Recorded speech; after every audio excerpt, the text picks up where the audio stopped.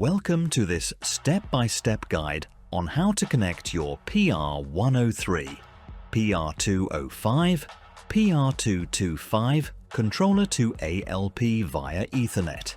Whether you're a beginner or someone needing a quick refresher, we've got you covered. Let's dive into the setup. Before we begin, here are the essential items you'll need. Today, we will take the PR103 controller as an example. An Ethernet cable, a micro USB cable, and a laptop or PC with ALP installed. We would also like to mention that the configuration algorithm is identical for PR205 and PR225 models, so you can follow this video using any second generation device. First, make sure your ALP software is up to date. To do that, open ALP, go to Help, then About Software, and verify that your version is 2.6.348.0 or later. If not, you can update it by going to Help, then check for updates. Now, let's connect the PR103 to your PC. You'll need both the Ethernet and micro USB cables for this step.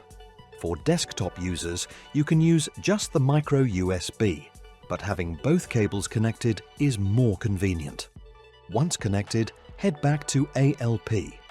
Create a project for the PR103 and under Connection Parameters, set up the connection over the micro USB cable. Next, we need to check the current IP address of your PR103.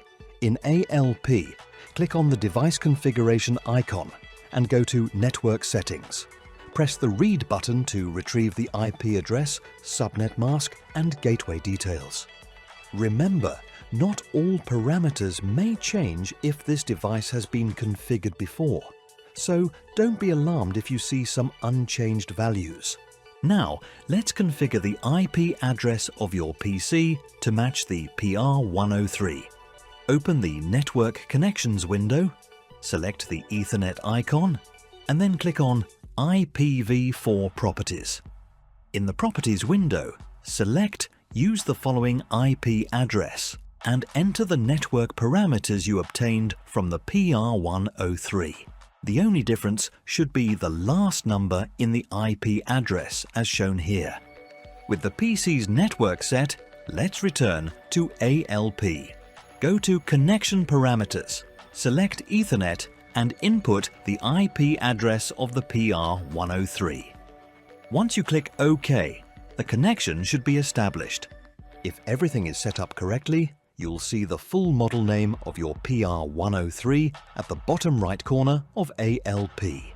If it doesn't show, double-check the IP address and other settings to make sure everything was entered correctly.